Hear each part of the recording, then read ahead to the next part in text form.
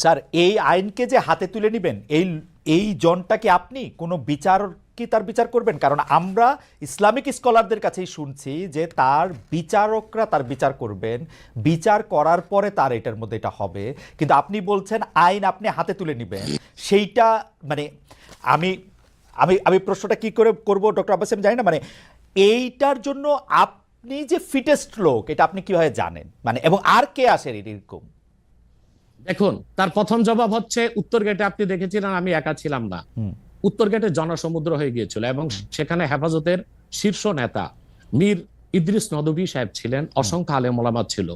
আমার ফতোয়াটা তারা সবাই সমর্থন করেছে, অতএব এই ফতোয়া আমি একা নই। আপনি যে স্কলারদের কথা বলছেন, আদৌ কি তারা স্কলার কিনা এবং জনগণের আস্থা আছে কিনা সেটা একটা দেখার বিষয়। তাহলে তো আমি বলবো আমার মত ঠিক কিনা তার যদি অন্য স্কলাররা দ্বিমত পোষণ করে, আপনার টেবিলে তাদেরকে ডাকুন, আমার সাথে ডিবেটে আসুক। আমাকে ইসলাম এই অধিকার দিয়েছে।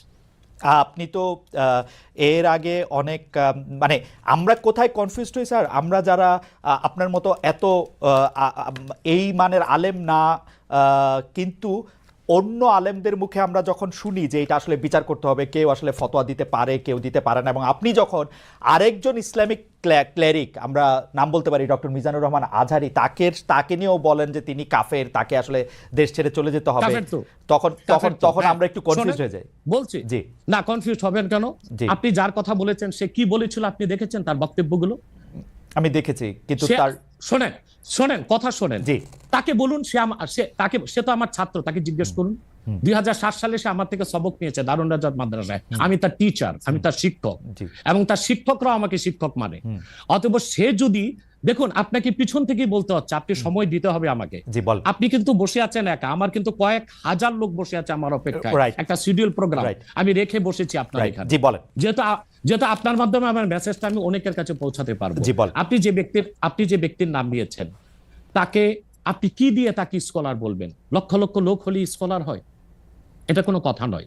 দ্বিতীয় কথা হচ্ছে সে মুফতি নয়, ফতুয়া দেবার অধিকার রাখে মুফতি। স্কলার হওয়া এক জিনিস, ওয়াইজ হওয়া এক জিনিস, মুফতি হওয়া আরেক জিনিস। আমার কথা হচ্ছে আমি কি গ্র্যান্ড মুফতি বাংলাদেশে তা আমি বলছি না, এটা বলার অথরিটি আমার নেই, কিন্তু আমার ফতুয়াতে কলম বসাবার মতো 10টা মুফতি আপনি বের করে দেন।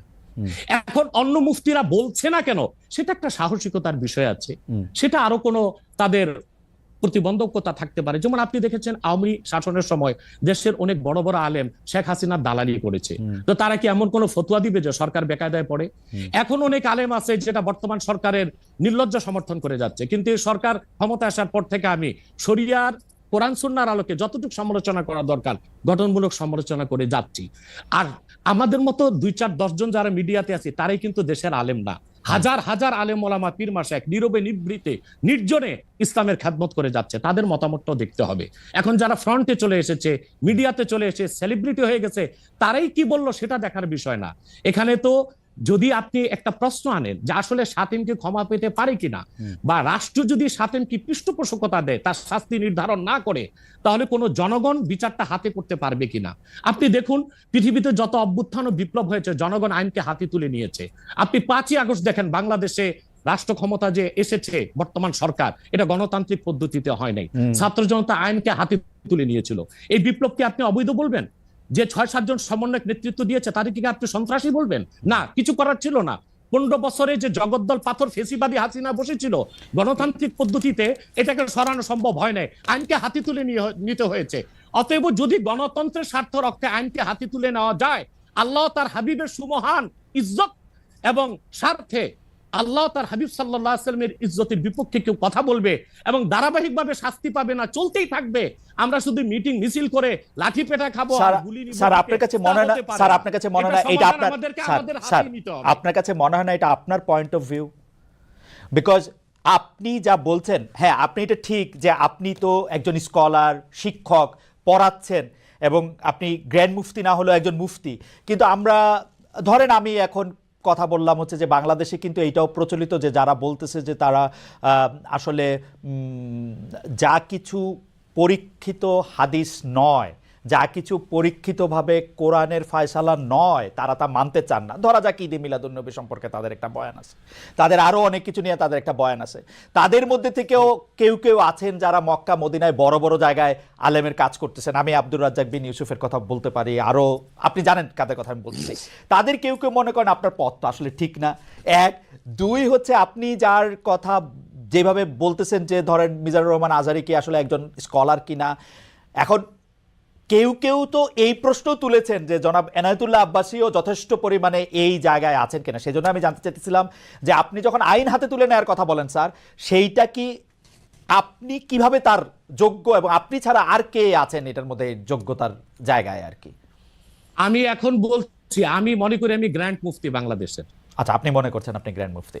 ওকে, এবং এটা আমি চ্যালেঞ্জে ওকে ওকে এইটা বললে আমার ফতুয়ার বিপক্ষে শোনেন, আমার ফতুয়ার বিপক্ষে যে যাচ্ছে তাকে আমার সাথে বসান, আপনার প্ল্যাটফর্মে বসান। এক, দ্বিতীয় কথা হচ্ছে ঈদে মিলাদুন্নবী নিয়ে যে আপনি প্রশ্ন করেছেন, ঈদে মিলাদুন্নবী সাল্লাল্লাহু আলাইহি ওয়াসাল্লাম নিয়ে অনেক ডিবেট হয়েছে এবং ঈদে মিলাদুন্নবীর পক্ষে যারা, তারাই বিজয়ী হয়েছে। আর বাংলাদেশে ওলামায়ে দেওবন্দের একটা বিরাট অংশ যারা মূল ধারার, তারা কিন্তু ঈদে মিলাদুন্নবী নিয়ে কখনো বিরোধিতা করে না। কিছু মাত্র স্কলার আছেন যারা কোনোভাবে পারসেজ হয়ে আছেন, তারাই ঈদে মিলাদুন্নবীর বিরোধিতা করে। আমরা বলি মিলাদ যার সিরাত নার তার, মিলাদুন নবী সাল্লাল্লাহু আলাইহি ওয়াসাল্লাম ব্যানারও মাহফিল হতে পারে, সিরাতুন নবী সাল্লাল্লাহু আলাইহি ওয়াসাল্লাম ব্যানারও মাহফিল হতে পারে। এবং আপনি শুনেছেন আজকে 4 বছর যাবত সৌদি সরকার উচ্চ ওলামা পরিষদ ফতোয়া দিয়েছে যে ঈদে মিলাদুন্নবী উপলক্ষে মাহফিল সৌদি আরবে হবে এবং 12 রবিউল আউয়াল তারা রাষ্ট্রীয় ছুটি ঘোষণা করে রেখেছে। এবং বাংলাদেশে বর্তমান সরকারও যথেষ্ট আলেম ওলামা আছেন যারা কওমি ঘরানার এবং দেওবন্দ ঘরানার, যাদেরকে আমরা আহলে হক মনে করে থাকি। এবং আমরা মনে করি জৌনপুর, ফুরফুরা, সারসিনা, আহলে সুন্নাত, আহলে হক একই ধারাতেই চলে আসছে। তারাও কিন্তু ইসলামিক ফাউন্ডেশনের দায়িত্বে আছে এবং তারা কিন্তু এবারও ঈদে মিলাদুন্নবী ব্যানারে প্রোগ্রাম করেছে এবং আমি সেখানে অংশগ্রহণ করেছিলাম একদিন।